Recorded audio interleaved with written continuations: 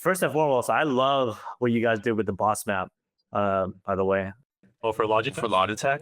yeah, I work really closely with Maddie, and Mhm. so I'm always somewhat in the loop of some of these changes and tournaments and things like that. And I love that as a general benchmark, right? Like I like that as an idea, and I've always thought of that as a great tool or medium to get a benchmark outside of the more focused scenario based benchmarking. But Yeah. love it. Yeah. Or trying to get a little bit more creative and a little more complex, right? And could just ratchet that up over time. And it's always that balance of finding like what you can get away with that people will still enjoy and not pushing it too far. Where then they're like, I'll just play the game or I'll just do this or kind of whatever. Like you always have to threshold that like the medicine and then like what people will take and like what will still taste good and kind of all of that stuff. Because if you create something that's awesome and people don't play it, it doesn't really matter if it works or has any efficacy. So trying to find that balance is always tough. What are the examples where you guys have gone over the threshold? Oh man, in the beginning, right, we had some really rich visual environments in Aimlabs, right? So like we went as far as flying too close to the sun, honestly, with Blizzard and creating a map that was really, really close to Temple of Anubis, right? For training in Overwatch. I mean, it was like really, really close. And the purpose of that, right, was kind of based on things we know about the brain and learning and how important of a role context plays, right? Which is like, okay, if I'm training in this particular environment, I would want to acquire skills in as close to that contextual environment as possible, right? And previously in grad school, I did some studies in like context conditioning in VR in humans, where you like acquire stress or fear in one virtual environment and extinguish it in another. And like just how strong of a role context plays in learning and memory retrieval and skill acquisition, right? So I'm like, 100%. okay, cool. We're going to do this for those who train Overwatch. Like this will be awesome, right? Like everyone was like, this is terrible. They're like, I don't want to do this.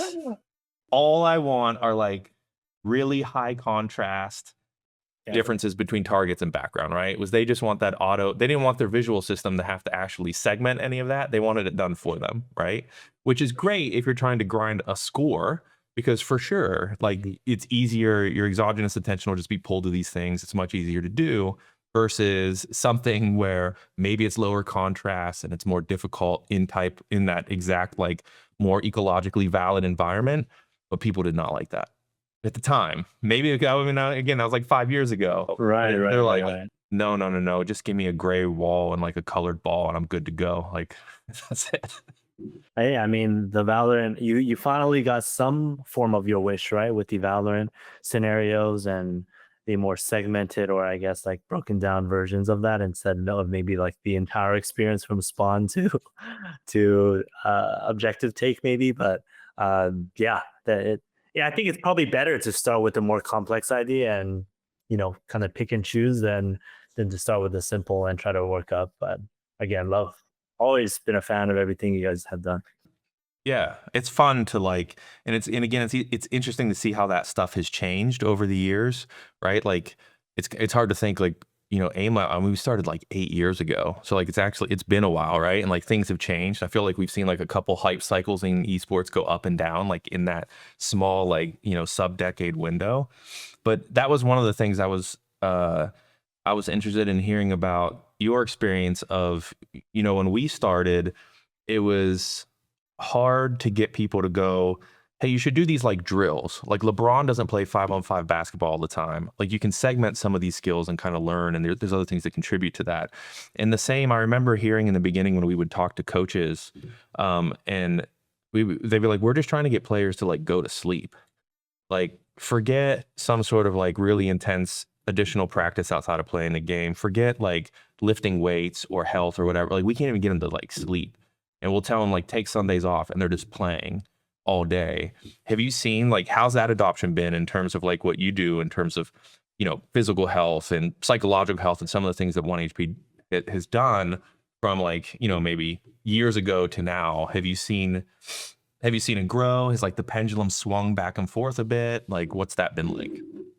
Yeah, I think that's a really good question. And I'm sure you have probably seen some parallels in sort of adoption based on, where things really are in terms of their understanding of its importance over time. I think as we have been doing a lot more research, as well as there's been practical application of helping the coaches and management understand this over the initial 5 years.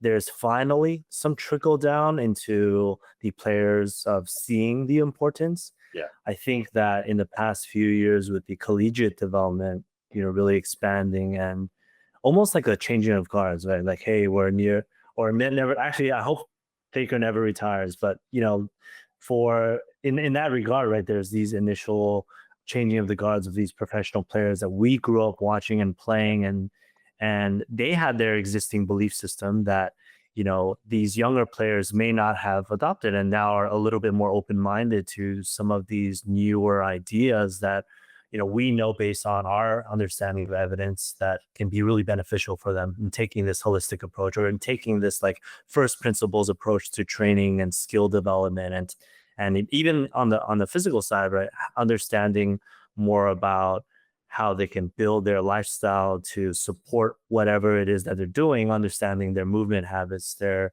wrist and finger movement habits, and targeting those to avoid injury, right? That's Yeah. specifically in the lens of looking at physical therapy. But on the performance side, yeah, absolutely. I think, like I said, over the past 3 to 5 years, there's been more and more individuals who have been looking for that information, and I would say it's probably like 30 to 40% have already learned a little bit, but don't really know how to apply it yet because sort of the application process. And I think we're in that stage of development where people are trying more with the base understanding that this is a good thing, but there aren't the full protocols established, researched, published, and validated in terms of understanding what really works. And in reality or in practice, I think the professional space is going to be the first, obviously, to test these things, and they're going to be researched, and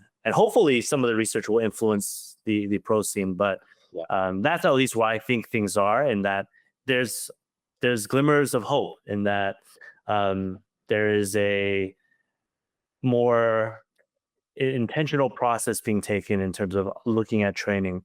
However, that doesn't mean that there aren't slides in, right? Like if there's nepotism and an older coach gets hired, then hey, the reality is that the coach dictates the structure, the beliefs, the mental models that all the players and rest of the people adopt, and there will be slides, and it will be perpetuated based on content. And there's just so many variables, but I think generally, hey, you guys, as well as everyone in the performance space, are doing really great work in raising awareness. I think first and foremost, which is what we need. Actually, you were talking about like doing hit classes with a team, right? Yeah. Like 3-4 times a week. Did you actually notice that those players performed better? Like, was there any factor of like they would play matches and they would be like you could actually see their skill getting better, or was it kind of like a placebo effect? Although like look better, play better, like that type of thing, I feel like is So the I same think that's across such a everything, really right? interesting topic to dive into. I know there were some studies published recently where they looked at, hey, elevated mood, and scenario based performance, right? Like I think they utilized Aimlab where there was, I think Seth and their group published it, or just published it in their journal, that said, hey, it might have improved the performance within these scenarios, but it didn't lead to in-game performance. And I think there were still some, study-based design problems with how they defined performance and what that means. And it's really hard. I mean, I think like defining performance is always going to be a challenge because the I guess like the lagging indicators is going to be like winning or some sort of statistic. However, there's so many variables that are representative of performance, and so the more that we can narrow down, hey, this exercise modality impacts these parts of our cognitive or executive function, and those things need to be assessed specifically within the context of their game, and that needs to be tracked appropriately, like memory. How well are they able to remember minimap states in X part of the game at this specific period of time, and does that objectively improve with exercise protocol? That's, I think, like the approach that needs to be taken more with the research to define that. But I would say, in my experience, it follows similarly to what the research has shown. And who knows, maybe there were marginal improvements in these, cognitive or in executive function and different cognitive abilities. But what we saw the most was that there was definitely improvements in their energy management. There was definitely improvements in their focus and reported focus from the coaches throughout the day. And that meant that there may be more productive practice. Doesn't mean that within the time we can control and understand the variables within that. But we also saw, and this is just like a few case studies for me with like a Maddie or other AIM professionals, where if we implemented a general to specific warm-up protocol, they reported that there was a faster time to peak mechanical skill or peak warm-up, right? Okay, cool. Than if they didn't, right? So basically, drill. So a warm-up, right? Like, hey, I'm warming up, I get to my peak faster. And so I think, there are clear benefits. And I think the benefits are more external than they are internal, meaning like internal game related benefits that will lead to an impact in winning versus losing. And external being, hey, you'll probably better regulate your sleep. You're going to get sunlight exposure. It's going to better regulate your diet and your eating habits, because you're going to be hungry afterwards and you're all going to eat together. There's a camaraderie around everyone working out, right? And so like we did things with Blaze Pods, right? We did all these things where, from a scientific standpoint, we think that it's working the same neural pathways, it's activating the same motor patterns and the same movements. But again, I think the benefit is the external part of it, and that actually has a lot of value for the team.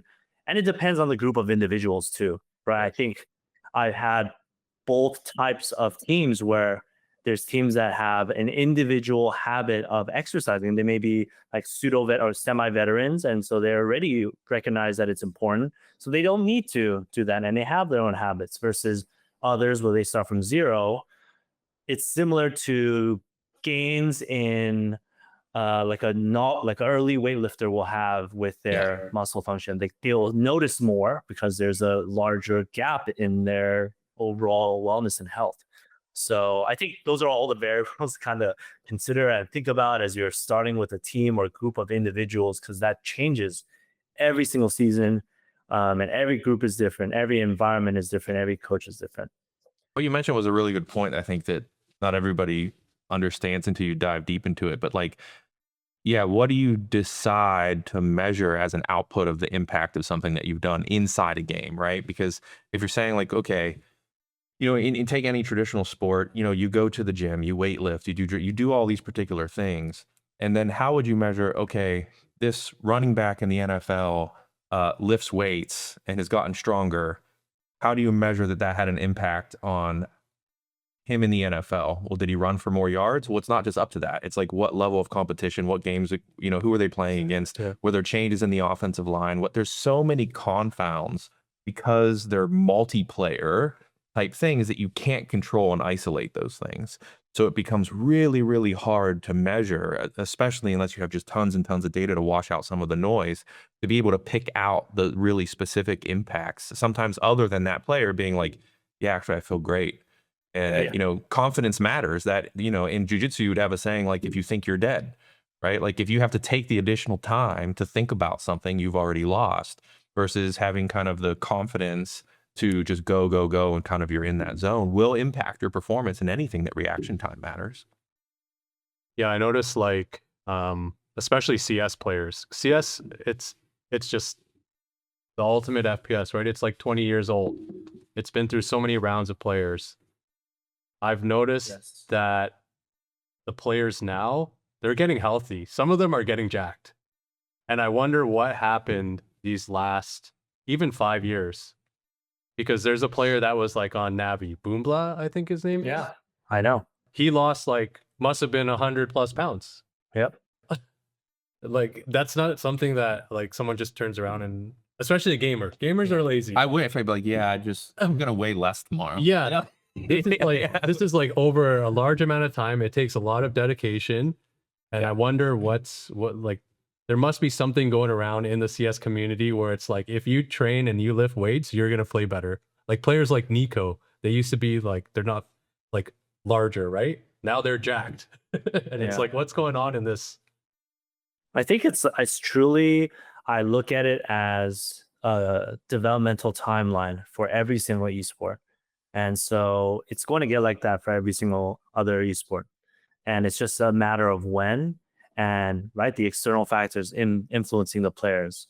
And so CS is the leader in this space because they were the first to get older. They were the first to have problems, and they were the first to realize, well, hey, if I take care of myself, I actually won't feel as terrible during my scrims, right?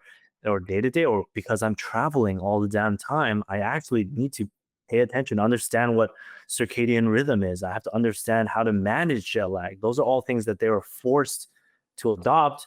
And it doesn't mean that every single person, right? Like one of the best kids in the game right now is Donk, right? And so he's not, he doesn't adopt any of those habits, right? And like to my knowledge, and he's still the greatest, which just goes to show it's helpful, but maybe at this current point in time, all things standardized, it's not a necessity, but can be beneficial. And so I always try to look at these sort of questions and thoughts about performance as what's going to provide the most return for your players.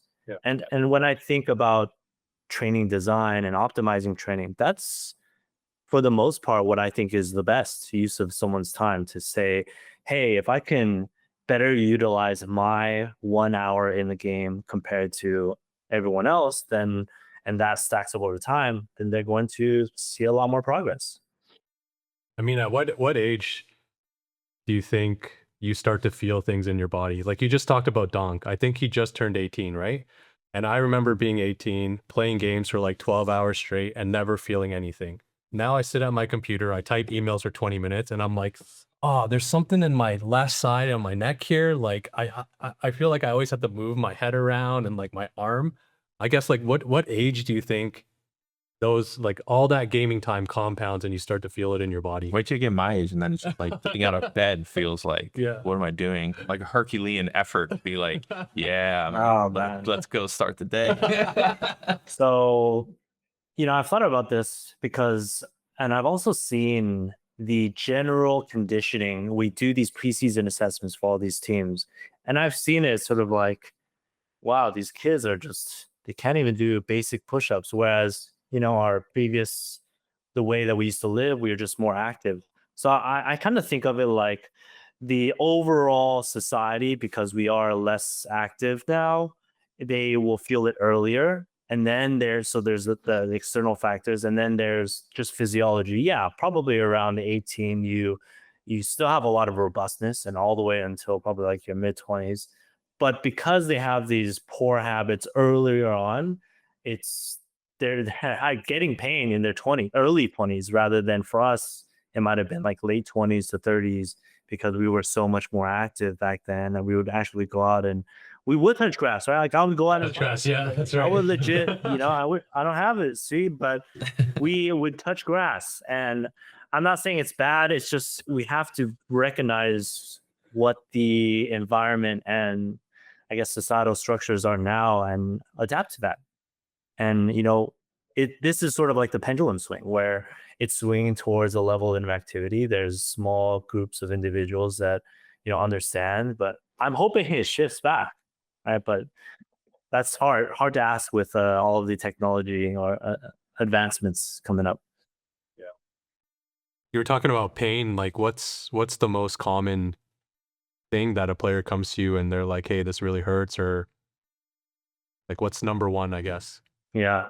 I mean, I think I always like try to reflect the question back to you guys in the sense of like, hey, what do you guys think is, when you hear wrist pain, what is the number one thing you think of?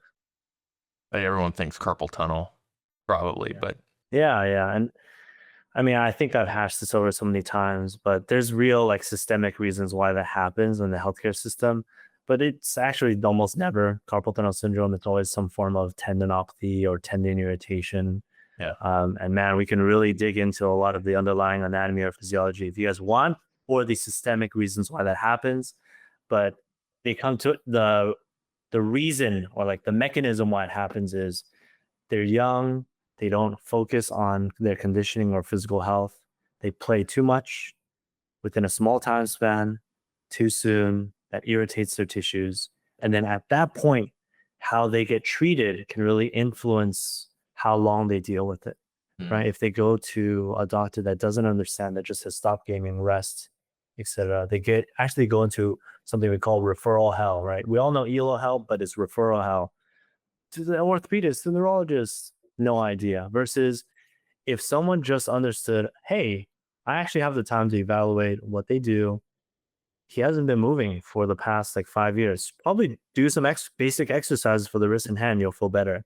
It's like the difference between a 6-week or even 2-week recovery and like several years. Yeah. So that's like the systemic problem that we are trying to hopefully make a small dent into. And it's not easy because you can't beat out insurance, but yeah, that's what I would say. I mean, that's like the most common problem that we see. Just a form of tendon irritation, associated with what they use based on their grip, based on how they move, shoulder, wrist, fingertip, elbow, or arm, and that leads to certain muscles and tendons being repeatedly utilized or irritated over time, and that leads to some forms of pain. You mentioned like a couple times we've been talking about research a bit, but have you found it? I know biased what my answer is and like our experience on this end of like how difficult it is. But these are like, especially as gaming has grown and grown and grown, these are topics and things that affect massive amounts of the population, right? Because gaming has become so pervasive and such kind of a normal thing. But getting funding for the research to actually study any of those things has been, in my experience, really, really, really difficult. Like we've had, I think at the Science of Gaming Summit, a few years ago, I even showed like some quotes from like NIH grants that got denied that we had put together. They're like, this is great, this is awesome, but I can't justify funding anything that would encourage people to play more video games. And it's like, Yeah. They're already playing. Don't you want to know what's Exactly. like what's going on? Like it's crazy. Have you seen the same? Like has it got? We haven't applied for any grants in the last few years, but do you think that that's changing at all, or is it still like such reluctance to get? These are important things. I mean, I haven't been focusing as much on the research end recently, but I can see that as a very real challenge until in the same vein, there is a changing of guards at the top that want to prioritize recognizing the current state of what everyone is doing all the time, right? Everyone is sitting behind the desk majority of the time. Everyone is going to be on their computer a large part of their day or in front of a screen. And so don't you want to know why these things that we do lead to certain problems? Yeah, like it'd be helpful, but everyone has incentives, and those are not easy to overcome, I think, in any industry, particularly in research. And so I don't know. That's a tough question. I think I'm hoping so. It's probably when we get older, like that's it. It's just like that's the change. It's like the changing of generational guard, maybe, where like it doesn't happen until it affects that population that's now making the decisions on those grants, and we just have to wait 30 years or something like that. Exactly. I think that's when it's gonna happen. Like we'll educate our children. They're gonna handle it for us. Yeah. Thanks, kids. Thanks, approved, kids. There you go. So I'm hoping though. I mean, I think it's still great that there's a lot of research being done. They're obviously helping. But yeah, maybe there are better topics that could be researched sooner than later. Yeah. If you could pick like one thing, it's like, listen, you're playing games all the time. here's like one thing. If someone's at least willing to commit to doing one thing on a daily, weekly, whatever cadence basis, what would you suggest for somebody to do that would maybe have the best impact or most impact? I mean, outside of the most common answer, which is like, yeah, let's work on your sleep and let's work on the structure of your day. I think that obviously will provide the most outsized returns on their overall wellness and health. But specifically as a physical therapist and specifically for the issues around wrist and health, I think just adopting 2 to 3 times a week of wrist and hand exercises to prevent a lot of the common issues can go a long way to allow them to play for a really long time, not ever have to worry. And I think it's about understanding that what is my lifestyle? And this is something I also have conversations with engineers, software engineers, or college students. Hey, your lifestyle is going to be this. You're going to be sitting in front of a computer for 6 to 8 hours a day. If you're really efficient, 5, but doesn't matter. You're still going to be sitting in front of the computer because you like YouTube or all these other things. And that is a lot of inactivity. And your body needs to be prepared to handle that type of lifestyle. And especially for gamers, a lot of wrist and hand activity. So if you want to handle that level of physical demand, then build your body up or condition yourself so that you can prepare for that. And helping them, maybe like sharing the analogy or metaphor of like, as a runner, right? If they're going to do a marathon, they're going to train for it to have a better, really reduce the risk of some tissues getting irritated. In the same, because they recognize that's going to be the external stressor that's going to be applied to my body within this time scale. Same thing, gamers. If you are going to spend a lot of time in front of the computer, you should be prepared to work on your wrist and hand and build up the endurance of those tissues so that you minimize risk. It's always about risk.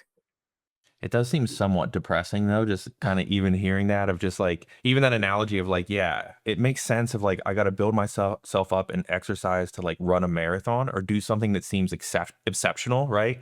And we live in a time now where we're just like, so that I can sit and write code in Python all day, I need to kind of like do something, you know what I mean? But I see it myself, like, we're a remote company, so I'm in meeting, whatever, like I'm in front of a computer a lot. And when I changed to just like, I'm not going to sit here anymore. And the pandemic had that effect too. Like everyone's been sitting around, but I spend now hours just walking. Like I do my calls just walking. The people in my neighborhood make fun of me, but it's okay. Like I walk and I feel a million times better, like a million times better. I lost weight. I sleep better just from, even though I got to sit, in this kind of remote work environment, I got to do Zoom calls and everything. But man, just like walking, getting outside and doing those calls, not everyone has to see my dumb face all the time, turn my camera off and like go, has had a massive impact, both on sleep and stuff like that. But yeah, I don't know, the idea that's like, you got to prepare yourself to sit here and and just code in Python. Like that is, that does actually sound really sad. I know I know I've said that a few times, and when I really do think about it, it's like, man, how far we've come, right? Like I got to go and prep for this construction job where it's like eventually robots are going to handle that for us. So let's just sit and control the robots that will manage and build these things. Yeah. But yeah, I mean, Wally, we're coming. Yeah. Literally coming to you, Wally. You predicted well. Pixar. Yeah. How prescient. I remember seeing like, I don't know, it was a few years ago, but they would have like the this is what humans are going to look like. And like the nerd neck thing? Oh my! Yeah. Like, that's so funny. Yeah, with the dents in their head, in the dent in their head. Yeah. I mean, and just it's like, replaced do you want by that AI anyway. Yeah. Yeah. The running thing actually made a lot of sense to me because I was in Kyoto with my wife last year, and she's been running a lot recently, and I'm like, 5K. I'll try to keep up, okay? So we started running. The first 2K, I was like, all right, I'm feeling it. I'm tired, but I'm feeling it. And right after that, it went downhill. My knees were hurting. My hip was hurting. And I kind of like walked a little bit. And then once I felt better, I kind of like lightly jogged. But when I got back to the hotel, I literally couldn't even walk up or downstairs. Like I was so mangled. And I was like, what the fuck? Like, I never, yeah. I like when you were talking about running and you're like building up to a marathon, I get it now. I'm So you not get the doing that. interesting thing, right? Like what we do sometimes to provide a stronger stimulus or reason or incentive for these players to want to do this is show them. We literally show them how terrible they are, right? We do these preseason assessments and we're like, let's do a very basic repeated squat test and a push-up test, right? And we have the Army standard test. At minimum, you should be like 35 to 40 repetitions at between 18 to 21. These are kids that can barely do 3, right? It's like, and then I'm like, hey, this is where you are. This is where normal people are, and that I'm honest with them. Like, yeah, obviously right now, not a lot of people don't move as much, but I scale it back also to say you should at least do this. And they're like, wow. Or we just do a small run and they have to vomit after like 10 minutes. And it's like, hey, I can keep going for like at least another hour. Do you guys see how this can be a problem for you? And guess what? Your heart can pump blood to your brain, and that can impact your performance and your cognitive function. Don't you want that to function a little better? And right, like that can get a few more players, but everyone has their own beliefs. Everyone has their own, understanding of health and performance. And so that's at least a point of leverage for us to say, hey, you are like a 50-year-old, 70-year-old man. Are you happy with that? Yeah. Most of the time of course they're gonna be like, no, I don't want to be like that.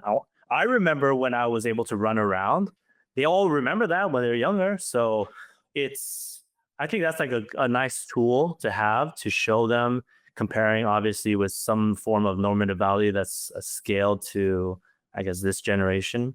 Since most of the normative values I think need to be redone now for all of these fitness tests. But yeah, it just made me think of that that's a good tool in our toolbox. It reminds me, you can't separate as a neuroscientist, like a lot of neuroscience, it feels like we study the brain in a vacuum, like separated from the body at times, or like you kind of create these artificial barriers that don't exist and you're looking at things in a very Pollyannish way. But you can't separate the brain and the body. And the point you made about the heart and how much energy the brain consumes, your cardiovascular health and your cognitive function, surprise, are related, right? And I remember I got my start doing research at Temple University, and I got to work in like the early days of brain training. So I don't know, this is probably like 15 years ago now. I'm old as hell. But the idea that you could like use a computerized kind of game to improve your cognitive function was like, oh my God, this is amazing. Growing up playing games, it's like, well, video games will rot your brain. And here we are, and there's scientists that are saying like, maybe it's good for your brain. Amazing, right? And I remember a study came out from a lab at Princeton. I'll add the citation to the thing afterwards. But they did, so in the idea of these things, for those who don't know, you do like some 30 minutes, whatever it is. You do some task, like some computerized task, and then you would test on something else that would be like a typical test of working memory or something like that, cognitive capacity, executive function, something like that, an NBAC task or something, right?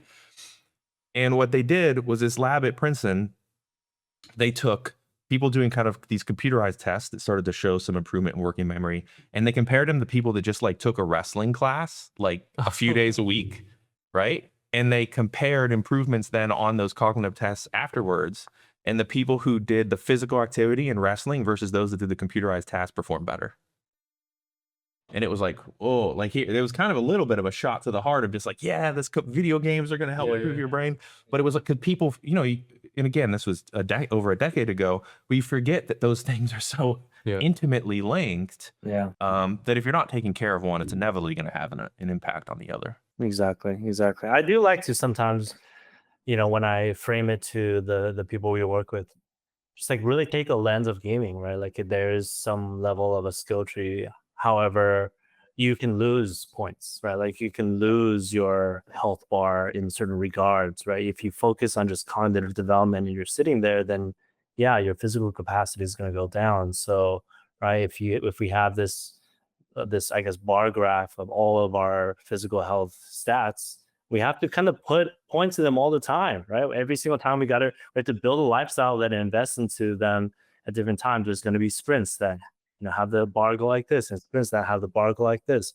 As long as you're able to manage those sprints well, then you'll be healthy. But that's why there's always sprints that lead to the too much, too quick, too soon, that lead to pain or lead to burnout, right? On the mental side, or nutritional deficits or sleep deficits. And I think that's generally, I'm hoping this sort of understanding begins to trickle more, not only into the general population understanding of health, but into medicine, right? We always look into this small scope, point in time measurement, and then extrapolate it to make decisions for our patients. Whereas, with things like heart rate variability and Oura ring, and just a good clinical exam where you talk to your patients, just getting lost over time, can give you more information about like a 4D or 4-dimensional recommendation that takes into consideration the aspect of time and all the other factors. And so, I think medicine generally is going to be changing to reflect that sort of concept and idea. But that's sometimes I like to think of it like that. It helps me visualize health in a way that I understand. And in the context of gamers, they seem to understand that pretty well too. We've all played RPGs and understand skill tree. How do you delegate your points Exactly. for whatever build that you We want? can't reset them. Sorry, bro. No, No resets. no respects. Yeah. That's it. You can't reset. Yeah, That's it. So That's why you did. There's no full wipes. You guys, you said it, and hey, guess what? You will infinitely get skill points, which is a good thing, right? So index them in the right way, at the right time. Yeah. Something you said earlier actually piqued my interest, because you were talking about working with Maddie, and then you were talking about doing this warm up. Definitely send us the video after, but like after this warm up, he noticed that he hit peak performance faster. Yeah. So he was like, for him, the difference was like 30 minutes to like 15 to 20. Wow. Wow. Like So that type of time scale. And I'm working with him right now we're just seeing that exact idea of how will general physical wellness impact him. And so I asked him to establish his own cognitive battery in the form of his tests. And then I have my own tests. And then we also are doing just the general like Stroop test, human memory, human benchmark test, just to get a lot of data points. And we're tracking that over time while he's adopting his, a better physical training regimen. Yeah. And so, it's just fascinating for me to kind of work with one of the ghosts of aim training. So For sure. Well, that's interesting, because for Maddie, it's really easy to measure when peak performance happened, right? Because it's getting his high score or near his high score, so he knows that he's there. But for like a Valorant or a Counter-Strike player, when they might know of a round where they hit peak performance, right? Because they'll have some crazy 5K, but obviously it's not always just related to like your mechanical ability, because you have enemies running at you. They have to run at you at a certain sequence. But yeah, I think like what you just said isn't something that players think about right now, right? Because if they go and they play a VCT match or a Counter-Strike match or whatever, they probably have some sort of form of warm-up where like they hit the range, or maybe they do play Aimlab or whatever, but they don't actually know that they're close or getting close to peak performance before they get on a stage and play, right? So that's super interesting to me, because that's something I've never even really thought of. I don't Like think having a measurement of, like a singular value of on some spectrum of like performance level, at least, or like mechanical skill performance level, cognitive skill performance level, or something to like tune those to know when you're at like, I'm in the zone, I'm ready to go. Versus just the innate feeling of just like, I don't know, I feel good, I don't feel good, I don't know. Yeah, I think so. We've done this a few times with a few teams before, where the goal is to try to individualize their pre-performance routine in a way that helps them feel what they consider is best. And it's just working with them on what structures they really like, right? Like, hey, try this. These are some of the like an intervention list of the things that you can try.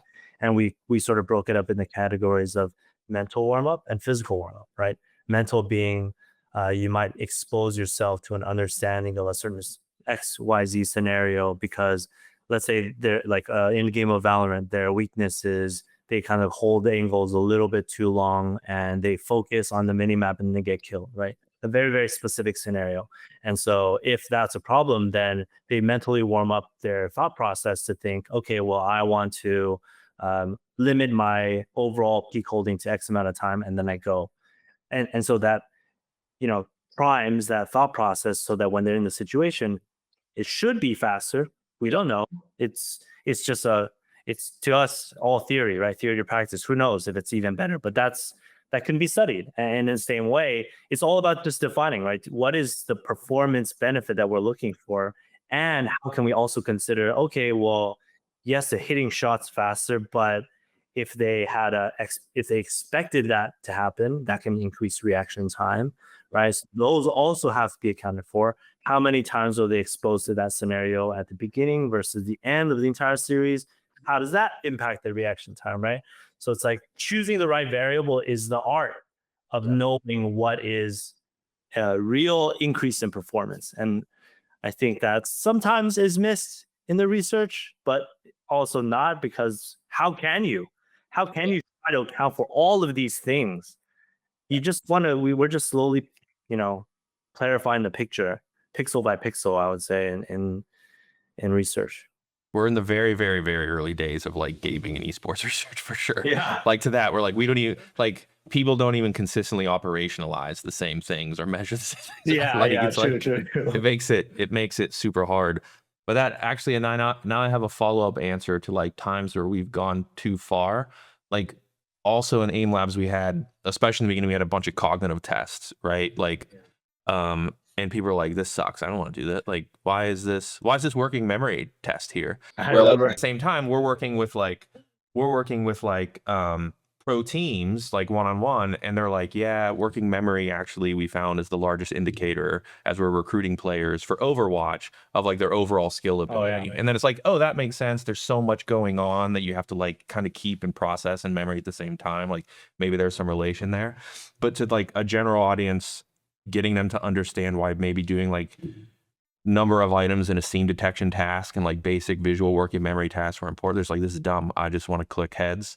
Like, I don't want to do any of this, but that's why you guys have made it entertaining enough so that they're just getting it passively, but they might not consciously know that that's the benefit. So it's like, hey, this podcast, send it. Now they're educated. Clip everything. And so I totally understand that. It's just all about awareness and just understanding some of the context as to why. Yeah. How do you think we do that? So like that's one of the other things. I'm sure you get lots of these questions, because I would get lots of these questions from players where they would go, yeah, I saw this video on YouTube by some guy, and it's like some really shitty pseudoscience thing of like how to improve your aim in CSGO or in 5 minutes. Yeah. And it's like something that makes no sense, tethered to like old studies that were like done on bicycles before video games were invented, kind of thing. Like just like ridiculous things, right? But how do we, like, knowing the difficulty and maybe funding or like how early it is in the space and research and stuff like that, in kind of those obstacles, what's our best course of action, like collectively as people in the performance space who care about science and medicine and all of these things? Like what could we do to accelerate or improve any of this stuff? Awareness is a hard thing to tackle for sure.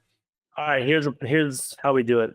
Here are the steps. Wayne, you establish the minimum standards of what it means to be rigorous in the assessment of research, and we broadcast that out through influencers, through people that believe it. But you have to define it.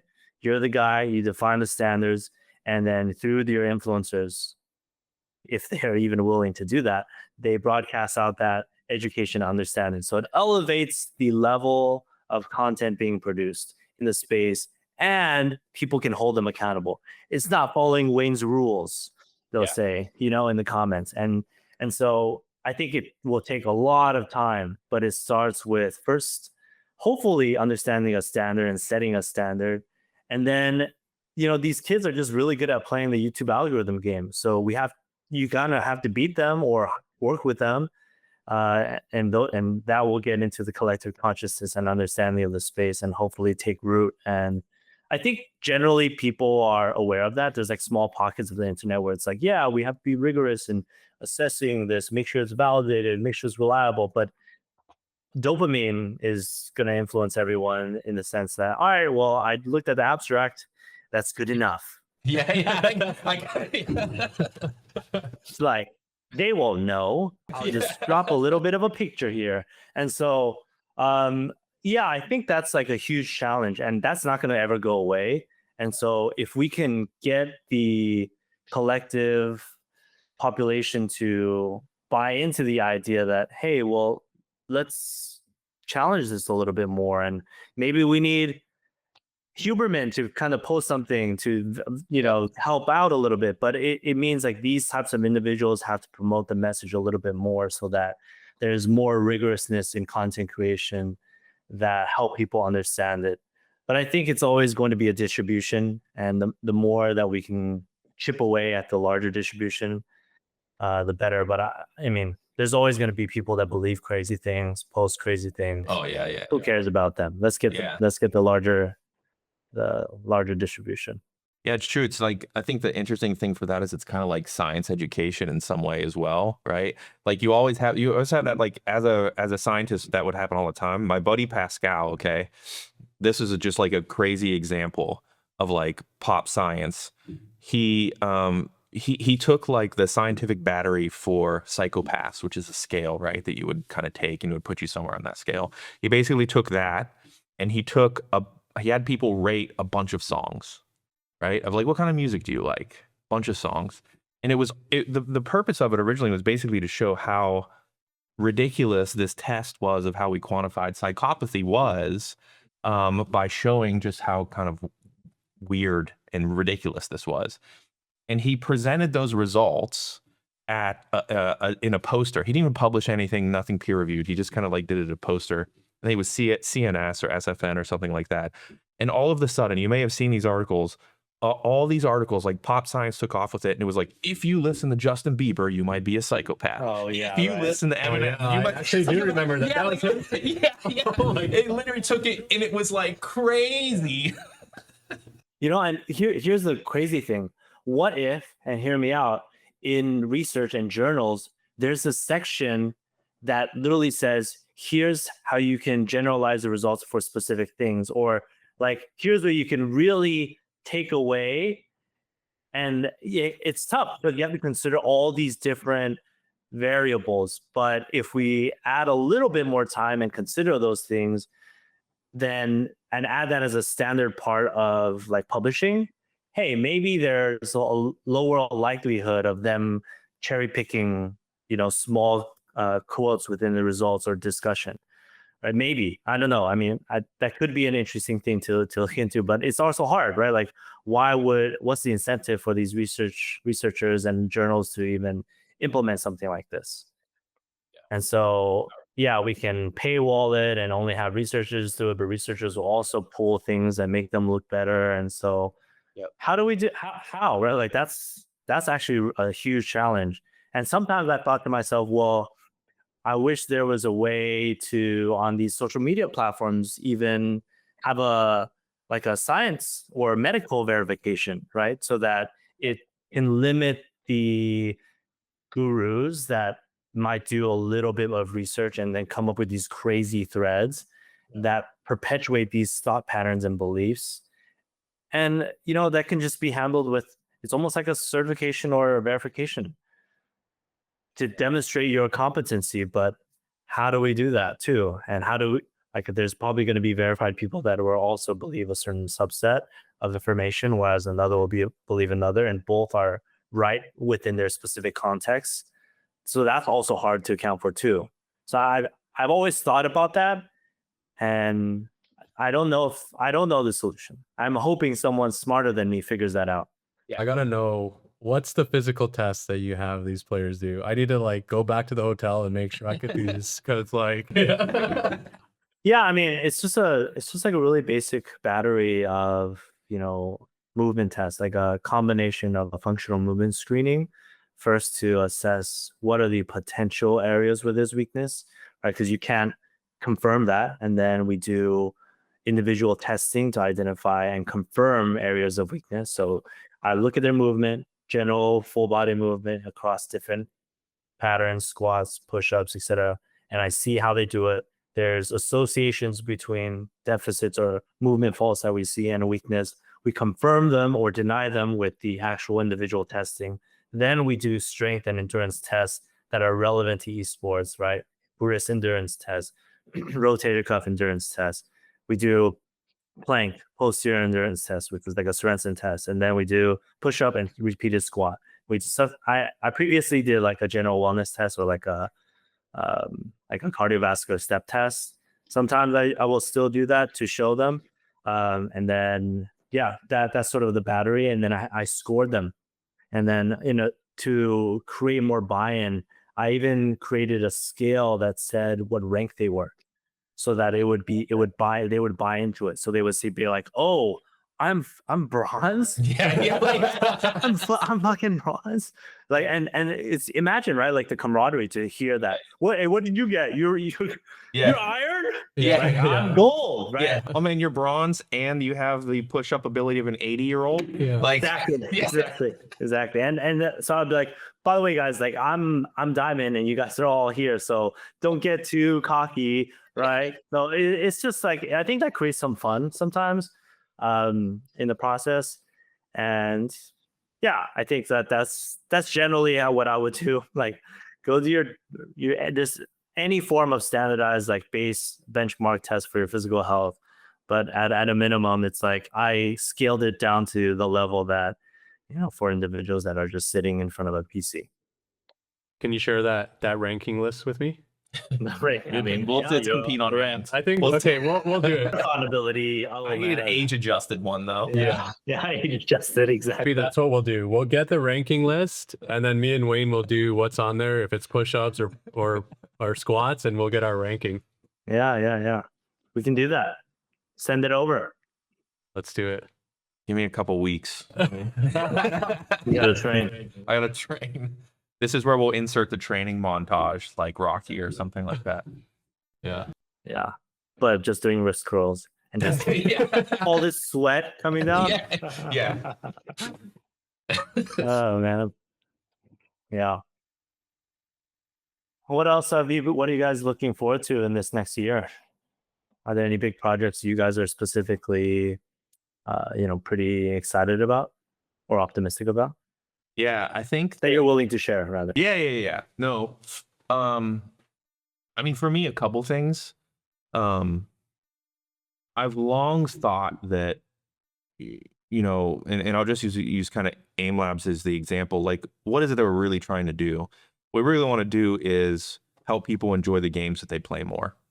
And we do that there's lots of ways to do that. And the way that we focus on is help you get better at it so that you feel more confident and you can enjoy it more. And maybe the 13-year-old on the other side of the screen isn't talking about your mom as much.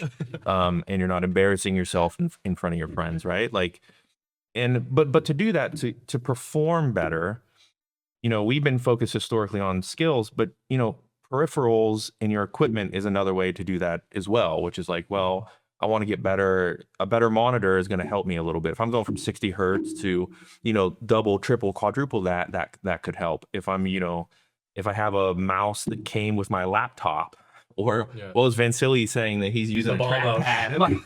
The ball mouse. You know what I mean? Versus There's trackpad gamers though. Yeah, there are. There's real trackpad gamers that are insane. yeah, There's like really cool mice that have small trackpads on top of them. yep. And I don't know. I mean, I love seeing those really unique input devices, because I'm just a nerd for biomechanics. I'm just a nerd for like what is going to happen with your wrist and hand. Like, oh, those are pretty cool movements.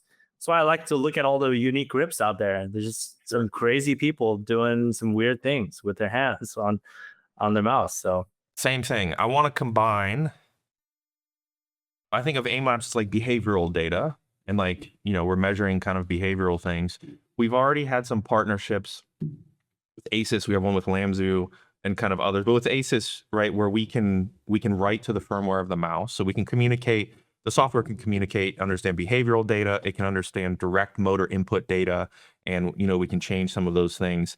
And I'm really interested in being able to combine also real-time neural data, even if it's like low channel EEG, and in real time be able to combine kind of neural data, motor data, behavioral data together to even more so kind of calibrate and personalize your experience, your settings, so that you can have an impact on performance, right? So one of the things we're going to try to do that is probably going to be hard to explain at first is, mouse sensitivity right now is one of the most common questions we get. People are just like, wow, what should my sensitivity be? Blah, blah, blah. Like, and we see often that for a lot of players, the biggest impact initially is just they have some crazy high sensitivity, and just lowering that helps a lot, right? Because if you think about your motor system and like a command through the brain, through the biomechanics and like noise in any type of system, adding that a really high sensitivity could possibly increase the variability and the sensitivity to that noise, right? So if for people that lowering that sometimes can just help that variability. But when we think of mouse sensitivity right now, it's basically one number that's applied to this transformation of moving a mouse in a real space and then in some three-dimensional space, right? And at least some impact. I'll combine DPI and mouse sensitivity as one kind of thing for this purpose. But we know and have seen it in data, you don't move with the same level of speed or accuracy in every direction. The biomechanics of moving above, below, left, cross body, away from body are very different. And people within individuals and across individuals have a lot of variability in the accuracy and speed of those movements. So why do we have one number that basically adjusts as a whole, almost taking like the best optimization of being wrong for all of those directions? Yeah. And instead, we've come up with a way where you can have a slightly different sensitivity depending on the bin of movement direction that you have. Right? Yeah. So like something a little bit different cross body than whatever, and it can be catered to an individual on an individual basis. So if I'm worse to the left than the right, or I'm always overshooting on the left versus the right, that can change. And then taking up another level, if we can combine neural data where we could look at some proxies of like mental state, attention, how tired you are, all of that stuff, and almost adapt your sensitivity in real time over time, where like we can proactively know that you are more tired than you were the last time we calculated this. So this should be slightly different. This should be slightly different. Just kind of like eliminate a lot of the variance and make it easier of like, I want to do this, I'm going to move, and the output is going to be there on the screen. Yeah, that's And cool. we limit That's that. really cool. I love that. I mean, I remember I used to play a lot of Fortnite, and there's a lot of XY differences in sensitivity that you have to account for because of the verticality, right? And so a lot of the times it's understanding what are the common movement patterns and behaviors, and then adjusting the sensitivities to match that to allow you to perform that specific task within the game better, right? And so yeah, I was really interested in the sensitivity. I don't know, like later last year or the latter part of last year, and I took just like very generic data. I asked people's question. I put together a questionnaire and had people input their movement pattern. I wish I could have like a mouse movement map, and then also a camera that actually assesses, so I can determine percent distribution of joint movement. And then I put together, it was like 1,000, right? It was like 300-ish people. Wow. And I put it together, looked at the distribution in terms of sensitivity. I made a video on this too. And then I also broke up the sensitivity patterns into rough ranges of what certain body parts and joints are utilized. Yeah. And then I created a calculator so that when people choose a specific sensitivity, they know on average what muscles are being utilized, and then I gave routines specifically to target those specific arm dominance, shoulder dominance, wrist and finger dominant movements. And so it's cool because you can set the sensitivity like, oh, I find my sense, now use my sensitivity routine calculator to get a routine that can be as a warm-up, that can be as a general strengthening thing or endurance-based thing.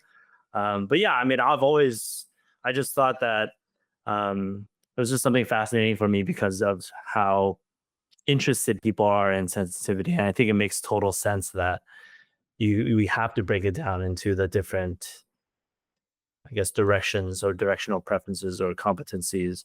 But I love the idea of like, based on fatigue. I mean, if there's a way to assess that, there was this company a long time ago called Performetric. I don't know if you've ever heard of them, but they try to associate changes in typing speeds, mouse movement patterns to fatigue. And then there's a platform. I try to work with them for a little bit, but they ended up not dissolving. But essentially they wanted to identify when you would fatigue based on specific behavioral patterns of the mouse and your key movements and typing.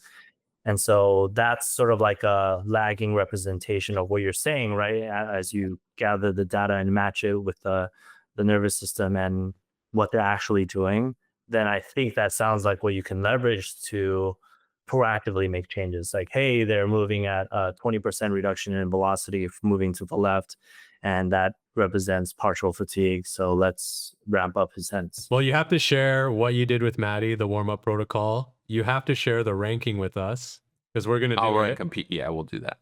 Yeah. I will lose, but we will compete.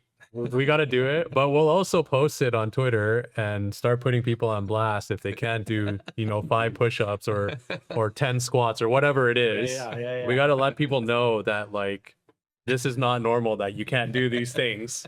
And we can spread it around. That sounds fun. Yeah. Yeah. Okay. Love that. Yeah. Thank you guys again. No, Let me just write that down so I can remember. A real eye opener for people.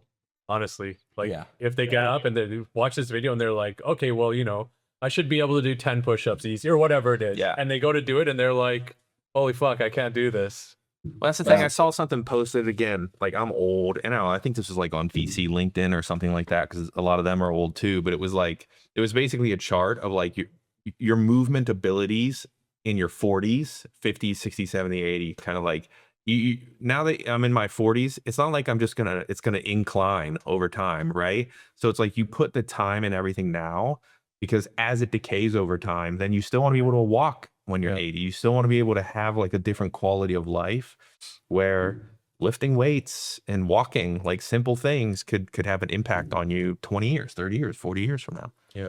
Yep. I always will never forget this one patient that I had. I promise this is the last story. I talk a lot too. But I had this patient when I was like 2 years into physical therapy. And, we have our schedule. We see the patients, we see the age, and we see if it's an evaluation or follow-up. I saw this patient, 74-year-old guy, right knee. I was like, oh, here we go again. And I work at this office that's a physician-owned physical therapy clinic back then. And it was a lot of post-op. So I was like, okay, probably going to post-op, total knee 74. The patient's time comes around and I see this young, spry guy walk in. So super high energy. I'm like, whoa, what? And as I do the evaluation, he's like, oh yeah, I was playing tennis and I kind of sprained my knee a little bit. And I was like, what? He's like, oh, and then I dug into his lifestyle. He's like, oh yeah, I love dancing. I've been dancing for multiple years. I've always had a really active lifestyle. I play tennis, 3 times a week, dance 4 times a week. And that hit me so hard because I was like, wow, look at him at 74. And then I look at the rest of the clinic and there's everyone else that you expect. And it just really showed me, man, you just do the things early, build these habits early on, not for yourself, for your kids, whatever. For sure. It will pay dividends. And something I also remember from my parents is that your health as a parent is not for your own benefit, but also for your kids. Yeah, for sure. Right? So Yeah, for sure. Like I want to take care of my body for my kids too. But man, if you want to still be dancing and playing tennis when you're 74, just take care of your body. Yeah. You can do it. It's awesome that we're able to do that. So I don't know. Hopefully that story helps. Yeah. Helps people realize. Let's go dancing. Should we? We're cutting the I used to teach podcast. guys. I used to I teach didn't hip sign up for hop. that. Fly me out. The 3 of us doing a dancing class. Yeah. Yep. Okay. That'd be an internal corporate wellness thing. Anyways, Okay, thank you, Matt. yeah. Always a pleasure. Let me know if I can, help you guys in any of these projects. Always open sure. to kind of having conversations. But best of luck with this podcast. Hope everything goes well. Thank you. Thanks. Appreciate it. Yeah. See you later, guys.